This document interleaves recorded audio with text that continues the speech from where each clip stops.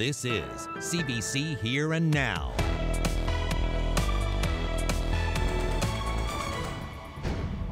The food fishery has started, but what's being caught is unappetizing. The sulfur smell almost like rotten eggs. Seeking a compromise, fish harvesters versus seismic testing. This must stop until after the fishery is done.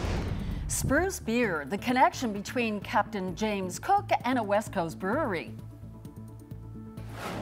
Summer, yes, it's here and it continues this week across most of the province. That said, snow chances in parts of Labrador. I'll explain when, coming up. Catching cod during the recreational fishery is something many in this province set their calendars by. Yeah, but while the food fishery opened at the beginning of the month, what's being hauled up is not fit to eat, at least according to some. Here Now's Allison Sampson has our story. Capelin are late arriving this year, and that's leaving a sour taste and smell for some fishermen and tour operators. You don't even have to cut it open. You can smell it as soon as it gets in the boat. It throws it up through its mouth, and it smells like it's a sulfur smell, almost like rotten eggs. It's really bad. It's what people call blackberry, which are snails that the cod eat. And this year, they seem to be eating more than usual. This year was worse than anything. Like, you can actually see it, look out outside the boat and see it in the water. Right? So, What's it like when you see it? It's black, and it looks like a little fly, right? But it's hard to tell. Like, if you don't know what it is, it's hard to tell. But it's lots of it there. The lobster fishermen are pulling up their pots and they're seeing around their pots and stuff like that, right? So if you're on the water and you're fishing lobsters and stuff like that, you'll see it every day, right? But if you just go out and you want to look over the boat and look for it, you'll find it, right? The cod are eating these insects because the capelin haven't arrived yet, and they're opportunistic eaters. It slows down everything. It slows down the fishery on the big picture. Like, everything moves in with the capelin. The whales come, the birds come, codfish comes in. So the capelin are the main fish of the ocean, and you shouldn't be allowed to catch them. You should just leave it.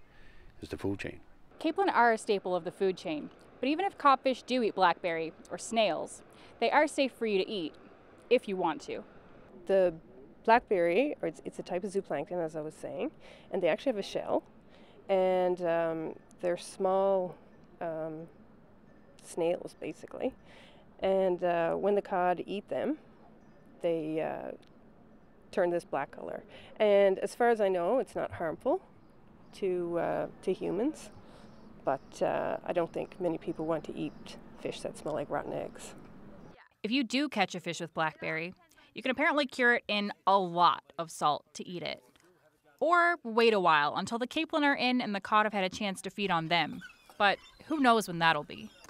Allison Sampson, CBC News, St. John's.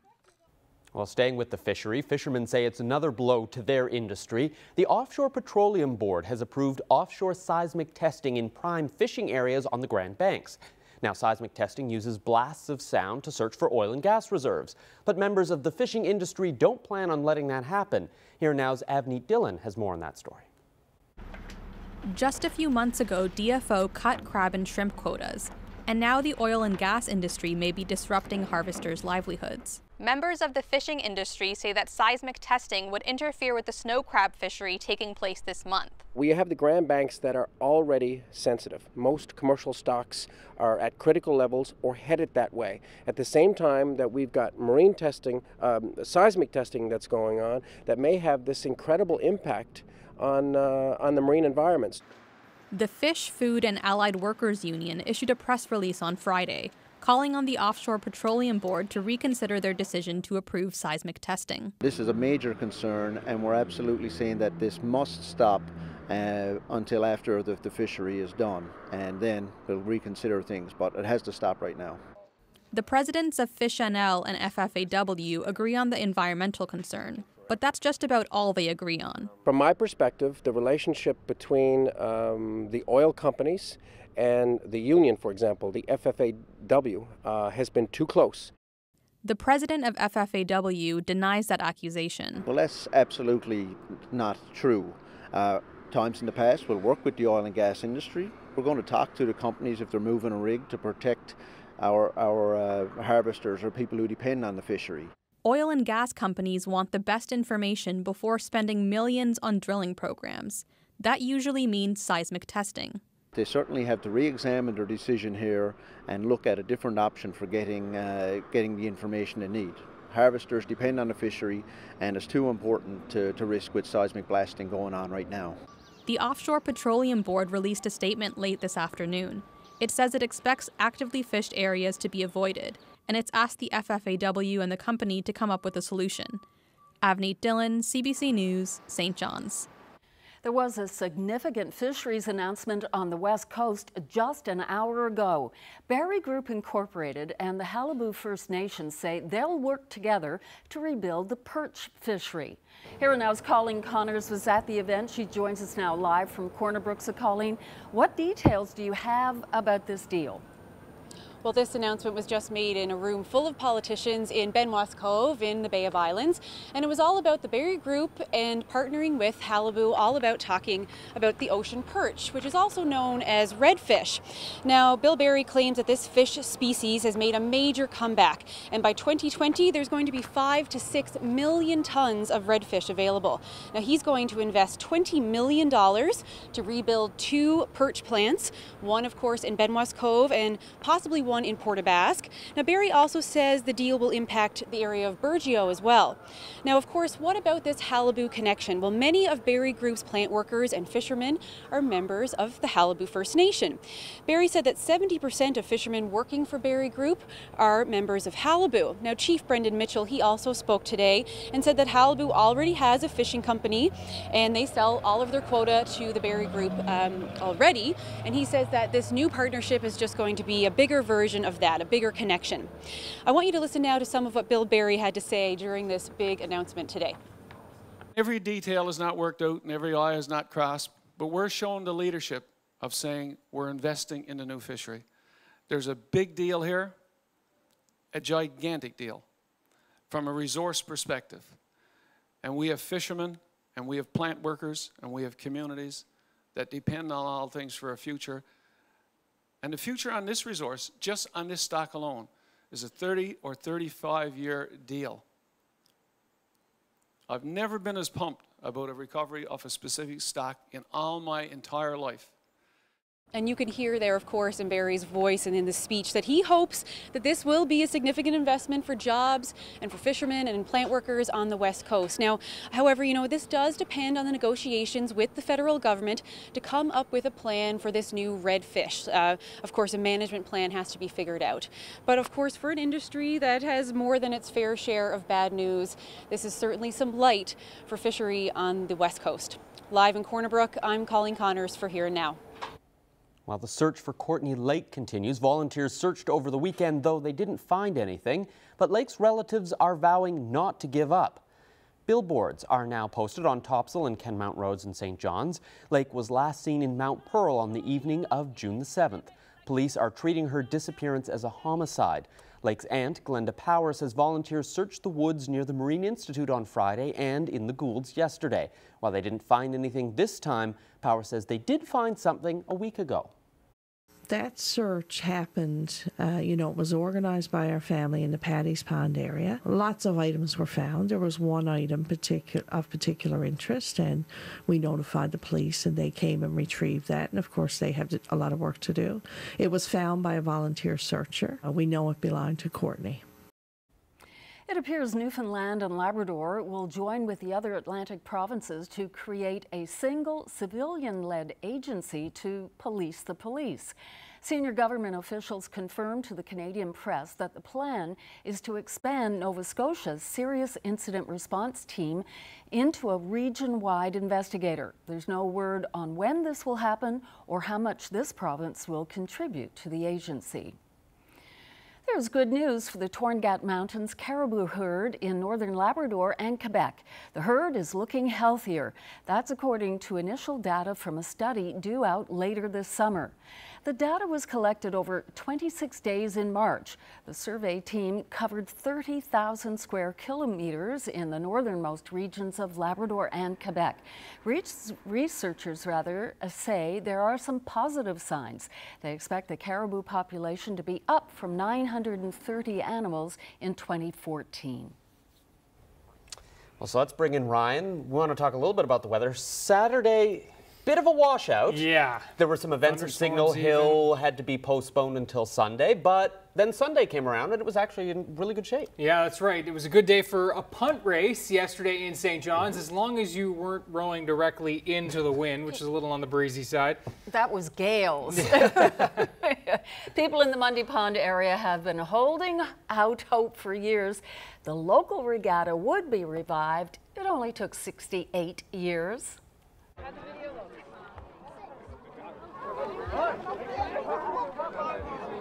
Is the first event on this pond since 1949. There used to be a regatta here one time from the 30s, early 30s to the late 40s. I think the last race was 49. So this was pretty much not used for anything recreational sport since then. So it was a big event for the area. We got a lot of teams there from the Muddy Pond area, and they're all enthusiastic about racing there today. My grandfather, Henry Williams, my mom's father, rode in the regatta in the 30s. And as you can see, these are various medals that he won throughout his years rowing. And so in honor of my grandfather, I'm here to do that today for him. My parents turned 80 this year, and they're both from Fogo Island. My father's from Drobat's Arm, my mother's from Tilting, and it's something that we always wanted to do. And so we got the punt, and we've been training, and now this is our first time today, and then next week's our first Fogo Island punt race.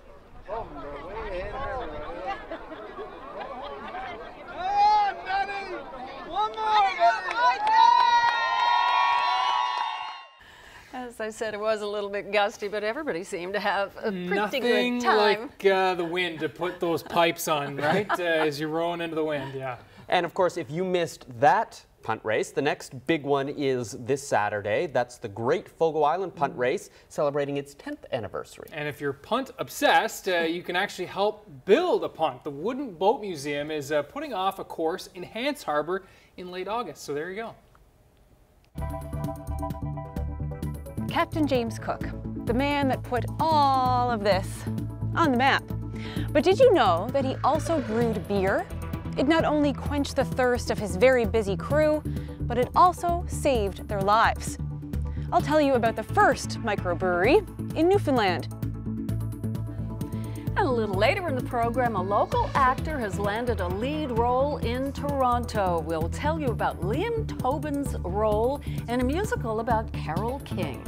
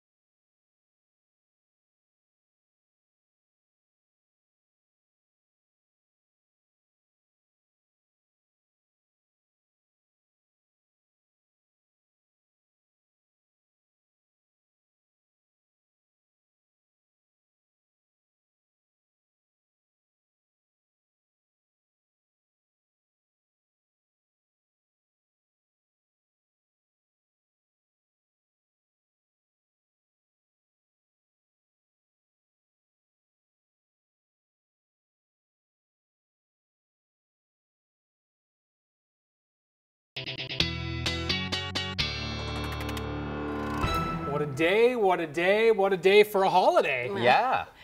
Unfortunately, not us, No, but no. it is Orangeman's Day. It means a lot of people in the province are taking this day off. Yeah, but do people actually know what Orangeman's Day marks? Well, here now's Reagan Burden went out to Bowering Park today to find out. It's the Irish Protestants marching on the Irish Catholics. I don't know what year. We actually looked it up this morning. Because we had the day off, we wanted to know why. Do you know what Orangeman Day marks? Not exactly. Certain departments of work that get the holiday. I'm not really sure what it is though. Do you have the day off today by any chance? I do, yeah. Do you have it off for Orangeman's Day? Can you tell us what Orangeman's Day is all about? No, actually I can't. I have no idea. But yeah, I do have it off for Orangeman's Day. It was a rebellion, wasn't it? And it was the Irish were annoyed, which was unusual for Irish. And I think it was probably they're mad at the English. And that's all. That's all I got. Okay, so do you have something to add? Catholic Protestant thing. The Orangemen were Protestants. And I can't remember anything else. Well, the 12th of July is the anniversary of the Battle of the Boyne in Ireland. And from that victory followed our present constitutional system. Not bad. There you go. A few people were able to successfully pick out why they were enjoying this beautiful day, so. So they're going to have a nice evening tonight, and what about tomorrow when they have to go back to work? Yeah, well, tomorrow looks great. And again, there's so many folks with holidays this time of year, so it is nice that summer has arrived, whether you're working or not working, because the evenings are really, really nice right now as well. And how about this picture that sums up today in the Codroy Valley? Oh, gorgeous. Now, this is a picture from Northwest Cove in the Codroy Valley looking towards McDougall's Beach. And what a shot. Thanks to Lori Loader for that picture. Have to get there. Unfortunately, it has not been crossed off my bucket list just yet, but the Codroy is on the list. Got to get there. Lori, thanks so much again for sending that in. Highs today in the Codroy and all up the west coast in that 20 to 25 degree range. 27 in Gander, 26 in Terra Nova. The high today in St. John's was 25. You can see Labrador a little bit cooler with some of those building clouds. A few showers into the southeast. Current temperatures were still hanging on to 24 in St. John's. It's still 26 in Gander. And when you add in the humidity, it's been feeling closer to 30 for most of the afternoon in St. John's. Again, a little bit cooler in through Labrador. That is thanks to, again, that cloud cover that's been building in. Low moving off the Labrador Sea, but a lingering trough line in behind has been sparking up some showers and a few rumbles off to our south. And again, a few showers and thunderstorms firing up this afternoon over southeastern parts of Labrador. Generally, it's a high cloud, and that's been pushing into Corner Brook and the west coast over the last couple of hours, but we will see a risk of a shower through the overnight and up into central. I'll show you the future tracker in just a second. Most of the action, though, today has indeed been over southeastern Labrador. You can see where the future tracker is picking that up nicely. So this evening, other than southeastern Labrador, it's smooth sailing. It's as we move after the later parts of this evening, if you're out for a late dog walk along parts of the west coast. Into central, I think it's more of an after midnight risk, and then that fades away completely by 6 a.m. tomorrow, where we have a great start across the province. The exception will be western parts of Labrador, where there's a risk of a shower even as early as 6 or 7 a.m. for tomorrow morning. There are your temperatures for tomorrow. Temperatures starting the day in the double digits for most of us, again with that shower risk in through western Labrador.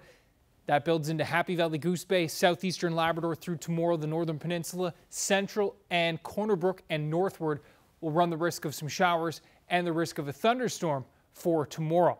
In St. John's, it's a beautiful day from start to finish. 15 to start, 25 into the afternoon. Feeling once again high 20s or closer to 30 in the evening. Still a very comfortable 20 degrees. Don't be surprised if the clouds build up, especially through the afternoon.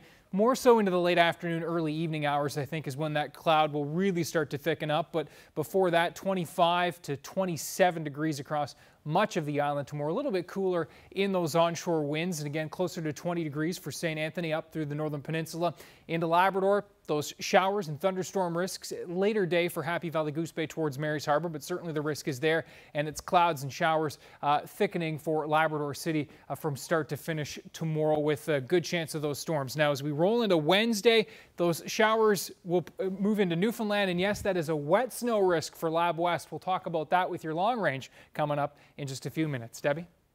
Thanks, Ryan. While famous explorer James Cook surveyed the Newfoundland coast, his crew would go ashore and brew something called Spruce beer. Back then, the fresh beverage was known to prevent scurvy during the long voyages. Now, 250 years later, a brewery on the West Coast is adding spruce to their beer in Cook's honor. Here Now's Colleen Connors has more.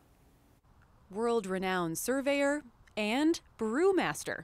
As Cook traveled the coasts of this province, he found a way to keep his crew hydrated and alive. When Cook was here, he perfected spruce beer that was being utilized by natives and locals, fishermen and so on, and helped combat scurvy. And when he traveled to the Pacific, actually, he used to, now and again, wherever there were pine, spruce trees and so on, would go ashore, collect water and wood, and actually brew spruce beer. And his log entries occasionally point out that he had to discipline the sailors for actually drinking too much. The crew at the Western Newfoundland Brewing Company can see why sailors lapped up the refreshing drink. They are brewing a spruce beer in Cook's honor to mark 250 years since he mapped Newfoundland. It's neat to be a part of that history and to see if we can bring this into a part of the present day culture as well. Perfecting a good beer is one thing, but adding spruce to the mix was not easy. McDonald and staff experimented with strong flavor and quickly learned the spruce tips have to be added during different periods of the brewing process. When we add hops, we boil for about an hour on the hops, and then we're adding the spruce types in the last 10 minutes. So they go through that stage. Then the beer goes into fermentation for a week, and after that, or towards the end of that, we actually add another close to a pound of more spruce tips into, and they sit there for 3 or 4 days. The experiment was successful. The beer is sweet and refreshing. It's turned out very well. Yeah, we managed to keep the spruce, it's not overpowering. It doesn't taste like pine sol. The darker malt is used in the mix to balance the strong spruce flavor, which is a little different than when Cook made it. He would boil the spruce tips for hours and feed it to the crew. Would Cook have approved of this new-aged spruce beer 250 years later? Well, it's impossible to know, but who wouldn't like a cold beer on a hot day? And people here in Corner Brook can soon enjoy that beer.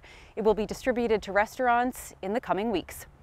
Colleen Connors, CBC News, Corner Brook.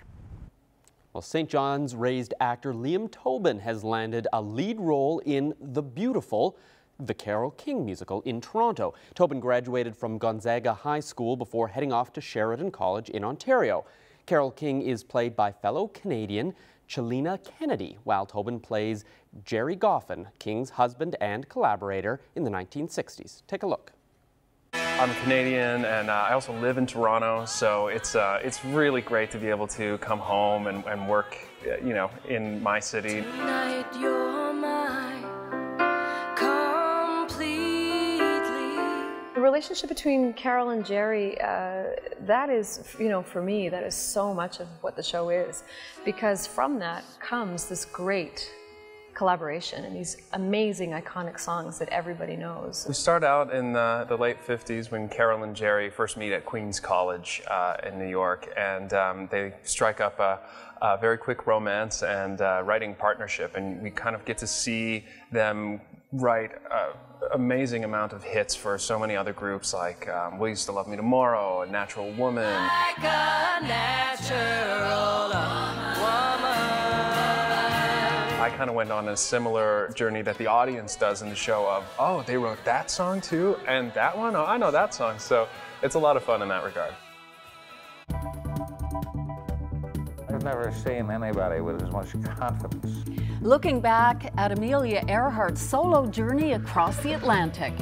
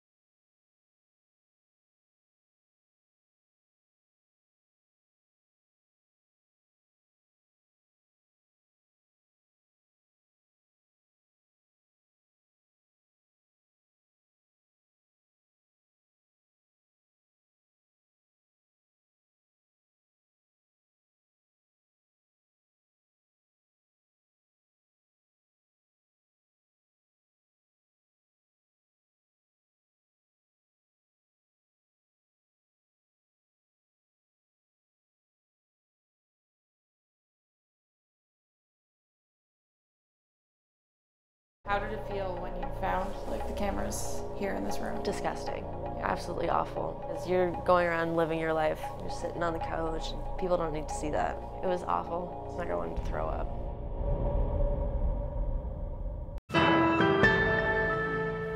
Welcome back, everyone. Amelia Earhart is back in the news. There are new theories as to what happened to the aviation pioneer. Yeah, Earhart, along with her navigator, Fred Noonan, disappeared on July 2nd, 1937, somewhere over the Pacific Ocean. Now, a recently uncovered photo has some believing they were captured by the Japanese. Another group says cadaver dogs recently sniffed out her location on a remote island. Yeah, and while those theories continue to swirl, what we do know for sure is that Earhart took off from Harbor Grace on May 20th, 1932, to become the first female pilot to fly solo across the Atlantic. In 2002, Here Now's Doug Leto took a look back at that flight. Here's part of his report. You will still find planes in the air over Harbor Grace. This group flies model airplanes on this famous field. Famous, a key part in aviation history because of this woman. Amelia Earhart was American and one of the first women to take to the air.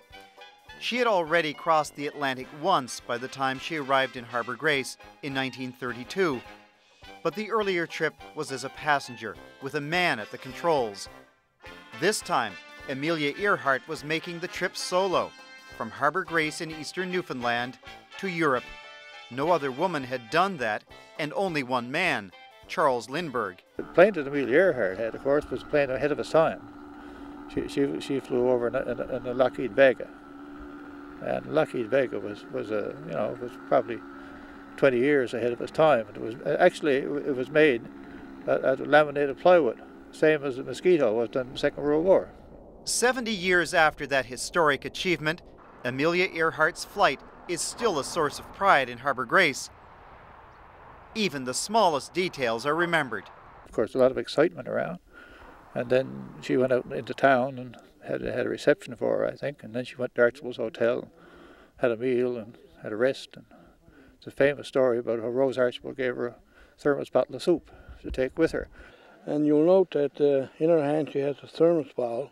She had some tomato juice with that as well, and that's the only food that she carried with her across the Atlantic at the time. It was really some day, wasn't it, from what you hear? Gee, boy, I tell you, it's wicked, wicked. Amelia Earhart's name is on the road leading to the airstrip, a 4,000-foot grassy runway that has its own story. Prior to Detroit, they decided they were going to go around the world. So they were looking for a place in Newfoundland to take off from. So this Fred Kohler came down from the States looking for a place. He met my father's uncle, my great uncle, on the train, told him what they wanted, and the guy says, well, come to Harbor Grace and we'll build you an airport. That's what they did. Simple as that. Harbor Grace became a natural spot to launch a transatlantic flight. Earhart kept the details of her trip secret for as long as she could. She didn't want to be followed everywhere by reporters as she prepared for the trip. By the time she had arrived in Harbor Grace, though, the world knew of her plan. There were reporters here from all over the world. It was as big a deal as the guys going up in space in the 70s and 60s and 70s and 80s, you know. That was, you know, back in those days, that was quite a thing. Fly across the Atlantic, you know, it wasn't something you did every day. It was quite a thing. Just after 7 on the evening of May 20th, Earhart's Lockheed Vega roared down the runway at Harbor Grace and into history. Nearly 15 hours later, she touched down in a cow pasture in Northern Ireland.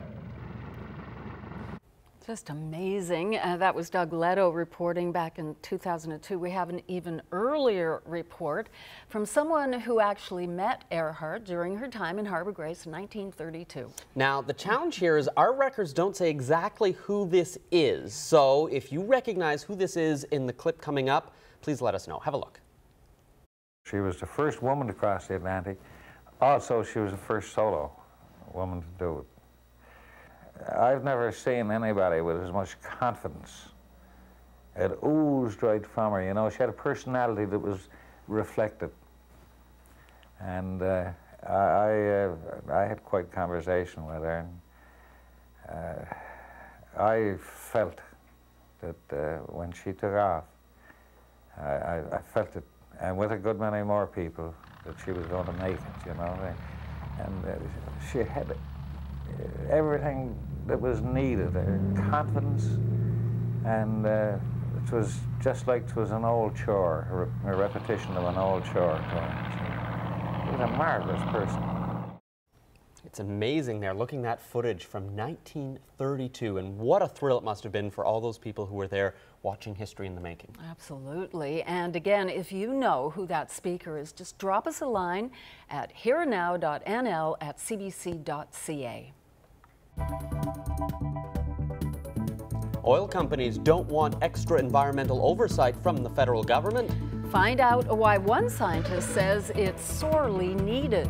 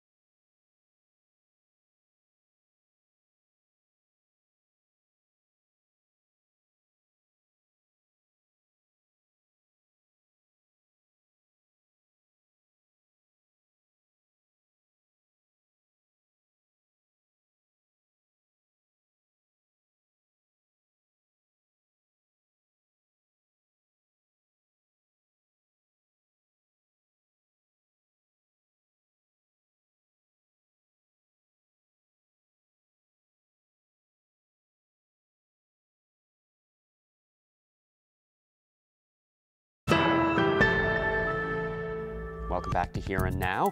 Not everyone is on board with having a more streamlined environmental oversight for the offshore oil industry. The province and the oil industry want environmental assessment work to be handled by the CNL OPB. But the federal government is talking about more federal oversight for big projects.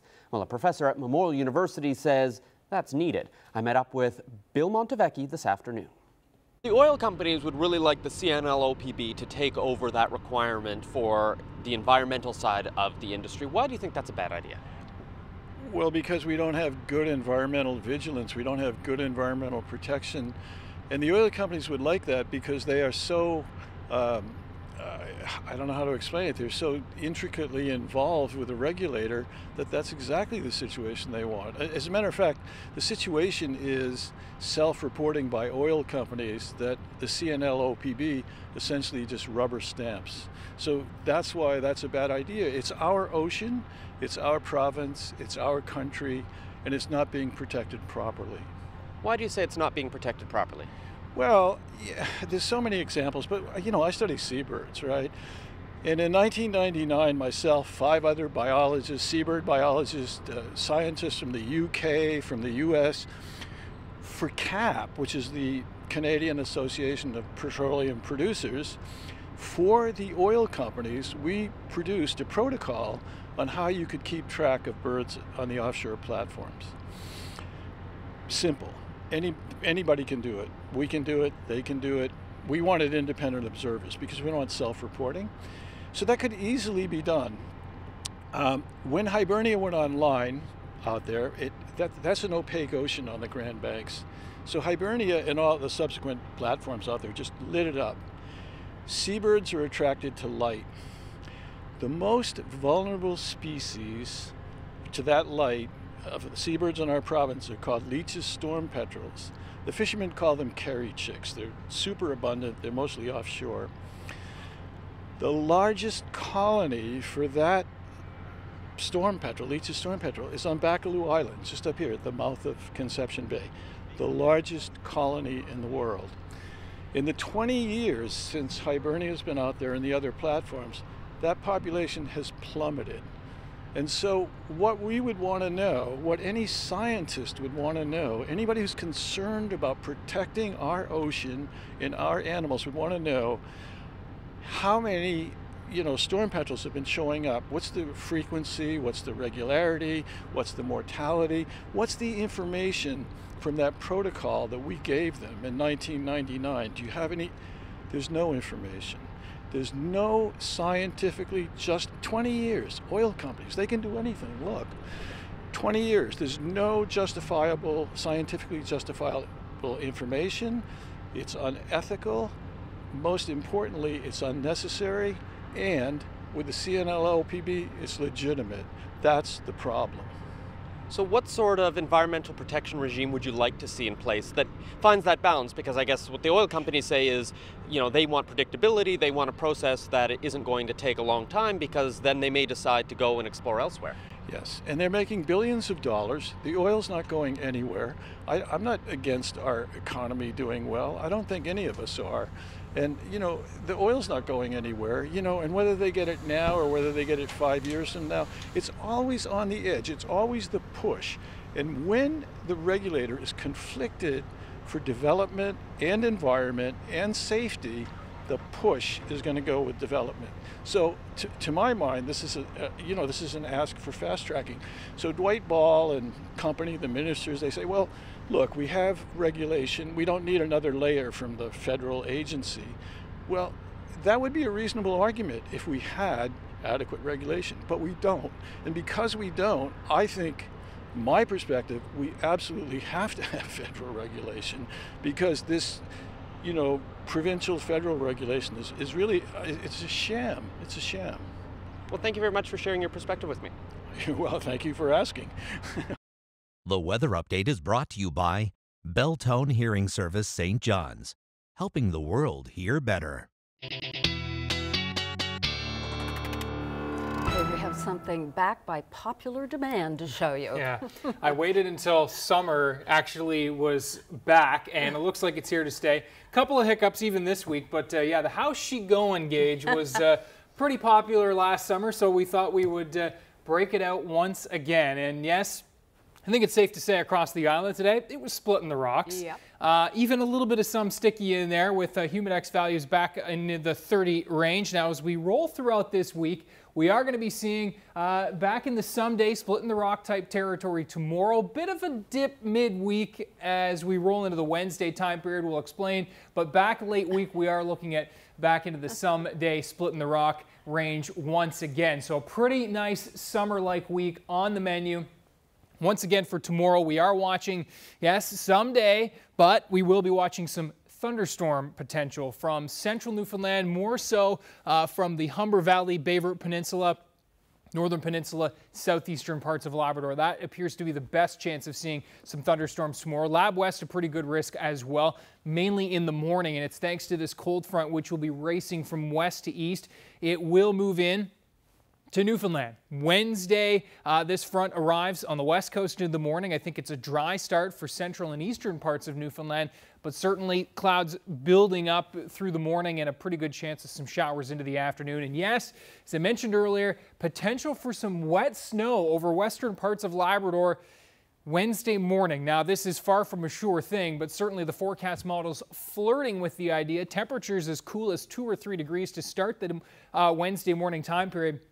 and some very cold air aloft behind this cold front, so not ruling it out. Better chance for places like Shefferville and the higher elevations of no man's land, but certainly the potential is there. Not ruling it out up into the Torngats as well, where it's likely even likelier chance. But either way, it won't last long. That's the good news. Temperatures rebound into the high single digits Wednesday afternoon in the west. There's the front rolling into eastern parts of Newfoundland through the day on Wednesday. Ahead of the front, another warm one, a little on the sticky side as well, as humidex values will be building through Wednesday afternoon. Evening, early showers, I should say, clearing for western parts of Newfoundland. There's that single-digit high for Lab West into the afternoon. Some scattered, lingering showers for Happy Valley Goose Bay as that low slowly but surely departs. Now, as we move into the Thursday time period, this is looking like a great day right across the board. Some isolated shower potential for Happy Valley Goose Bay. It's in there.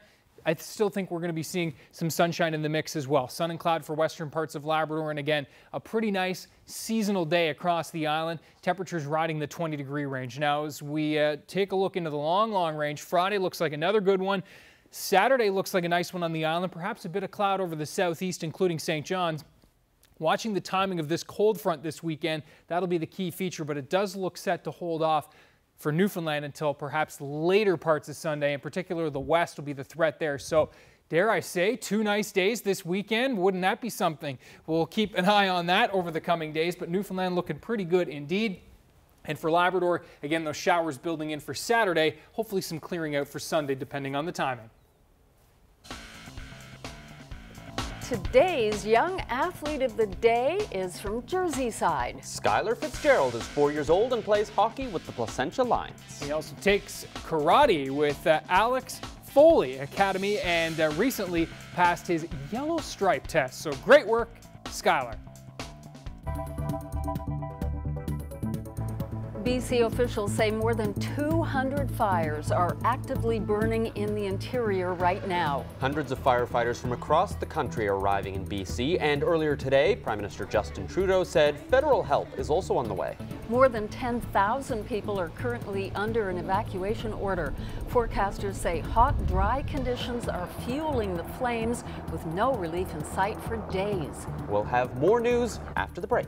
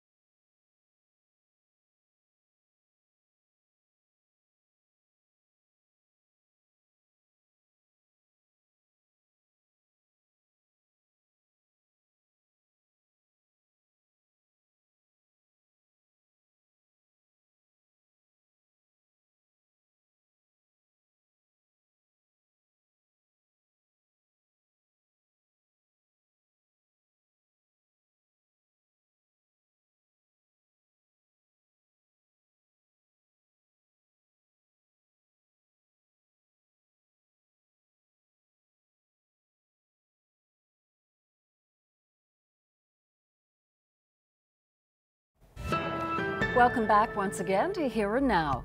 The flood of asylum seekers walking over the border into Canada has slowed in recent months, but people are still heading north, worried about U.S. President Donald Trump's travel and refugee bans. CBC News has been following the cases of two men who've been on the road for months. Karen Pauls has their story. They've traveled through 13 countries and spent $30,000 US along the way, fleeing death threats in Somalia and a refugee camp in Kenya. On the Canada Day long weekend, Abdikader Omar and Guled Omar walked across the border into Manitoba. First thing I did was to call my mom, and I told Mom I'm in my destination, and she said, thanks God, I relieve and God accept my prayers. So I'm very happy to be in Canada, and finally my dream came true. CBC News first met them in February in Mexico City. They were trying to figure out how to get around the U.S. travel ban and into Canada. For me, USA is not an option. They are against immigrants, refugees, and especially someone like me who is a Muslim, at the same time black, at the same time a Somali. Abdikader and Guled made their way to the U.S. border. They spent about 2 months in a detention center near San Diego. As soon as they were released, though, they continued their journey north to Canada.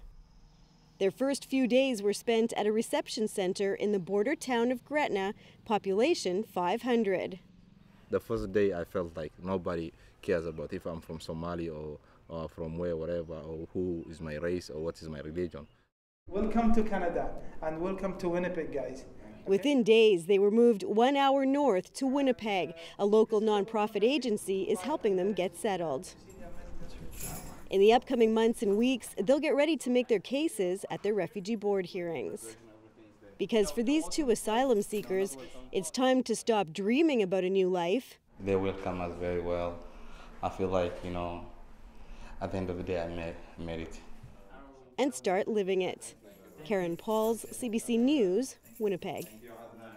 New accounts of a meeting between Donald Trump Jr. and a Russian lawyer during last year's U.S. election campaign are fueling some old suspicions. Comments this one were making about any type of information on Hillary Clinton were vague. The meeting itself was very brief. There was no information given. There was no action taken. Trump Jr. agreed to meet Natalia Veselnitskaya in New York in June 2016. He believed she had compromising information about Hillary Clinton. Trump Jr. admits there was a meeting, but he insists they talked about other things and he did nothing wrong. Kremlin officials say they don't know the lawyer. Trump Jr. says his father was unaware of the meeting. Well, now to Ontario, where an animal hospital says the province has a turtle crisis. Too many of them are getting hurt on the road. Ontario's turtles are disappearing, and you can help save them. That's a video from the Ontario Turtle Conservation Centre. It says they've treated 600 injured turtles this year. That's twice the normal number. The injuries range from cracked shells to head trauma. Cars are blamed for most of the injuries. They say people can help turtles cross the road. The turtles should be kept pointed in the same direction as they were going and placed 2 meters away from the road. There's babysitting and then there's pet sitting, but one woman in Nova Scotia is offering farm sitting services, and she's hoping to turn it into a full-time job. The CBC's Paul Palmater has that story. The herd of beef cattle on this farm in Malagash is being checked on by Carolyn Sheffield. Golden Brook Farms is just one of a dozen farms where she will be performing farm sitting duties this summer. People want to get away to their shows, so they might have a couple horses at home. Farmers, if they're busy in the hayfield, somebody's got to do chores for them, or if they're able to get away, then they need somebody who can still run the farm. Sheffield was raised on a farm and graduated from Dalhousie's agricultural campus this spring, but she quit her job at a feed store in Truro to start this new line of work. I really hope to expand, to have enough clients to keep me going for the year, and so that this can be my full-time job. The owners of the farm don't have a chance to get away very often, but they recently hitched up their trailer and pulled away from the farm to go camping. They wouldn't have been able to go if Sheffield wasn't available to look after their animals. It gives you an opportunity to go away and just relax, you know that there's nothing to worry about. She texts us every day and tells us how things are, and it's great.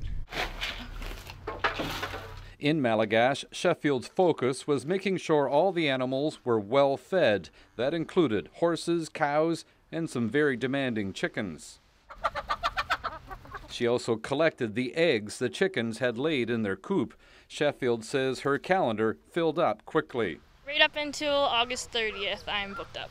We do hope at times too to, travel a little further, and we know that we can call upon Kaylin if it's going to be 2 or 3 weeks. Sheffield says she's hoping for more bookings to carry her through the fall and winter seasons. Paul Pometer, CBC News, Malagash.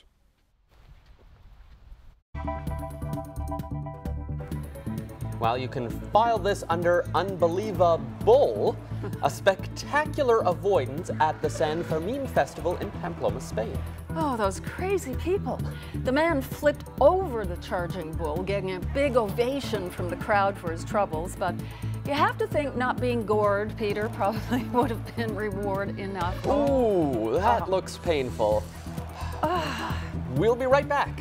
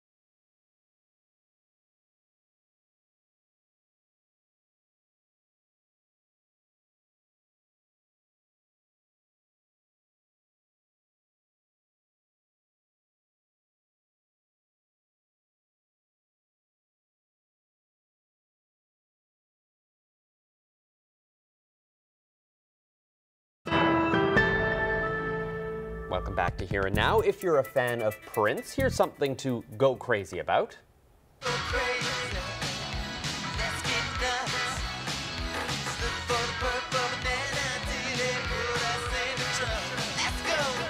Six of his music videos are back on YouTube, ending a long-running standoff between the artist and the video sharing service. Yeah, Prince sued YouTube and other major sites 10 years ago over unauthorized use of his music. Now his estate is changing that tune at a time when a deluxe version of the Prince classic Purple Rain has been digitally released. Well, before we get to the final look at the weather forecast, we do have a little bit of business to attend to, some birthdays and anniversaries. Yeah, you're not wrong. It is not Friday, but darn. Last Friday, several greetings didn't make it to air. Belated best wishes. Have a look. Congratulations to Jerome and Rosemary Gover of Labrador City. Their 50th wedding anniversary was on the 3rd. Happy 54th anniversary to Max and Ethel Hollett of Grand Bank yesterday. Happy 50th anniversary to Frank and Daphne Perry of Phillips Head. Congratulations to Maurice and Jean Knott of Norris Point. They're celebrating 52 years of marriage. Happy 90th birthday to Winnie Oxford of Little Bay Islands. Happy 61st anniversary yesterday to Maxwell and Enid Barrett of Manuals. Happy 52nd anniversary to Jim and Marie Suley of Heart's Delight. Happy birthday to Nita Roberts of Cormac, who's celebrating her 94th birthday today. Happy 90th birthday to George Hines of Grand Falls, Windsor. Saturday was a big day for Effie Petton. She was 101 years old. She's from Portagrave and now lives in Carbonear. Happy birthday. Birthday greetings to Lucy Patey from River of Ponds, who is celebrating her 95th birthday today. Cecil and Frances Barnes enjoyed their 67th wedding anniversary last Friday, the 7th. They are from Newfoundland, but now live in Barrie, Ontario. And happy 90th birthday to Mary Wade of Flat Rock. And congratulations again, and our apologies for not getting to you on Friday. Okay, the next 3 thunderstorm risk for Labrador and also central western Newfoundland tomorrow. The cold front moves out of Labrador tomorrow and then into Newfoundland as we move throughout the day on Wednesday. And you'll notice some cooler temperatures coming in for Thursday. But hey, temperatures around 20 degrees, that is still A-OK in our beautiful. Oh my. How about that? From Open Hall. And apparently there's a great story around that house as well, and Sheila Barker posted this picture on my Facebook page. You can do the same. So many great photos, can't get to them all. Wow, that's fantastic. Well, before we leave you tonight, earlier in the show we were asking if anyone knew who the mysterious voice was, and our viewers never disappoint. Got a note here on Twitter that it sounds like Bill Parsons from Harbour Grace, who was the curator of the Conception Bay Museum in a volunteer role. And he met Amelia Earhart, 1932. Yes. Yeah, out in Harbour Grace. Had a great chat. Thanks for getting back to us, and hope to see you all back here tomorrow. Good night. Good night. Good night, everyone.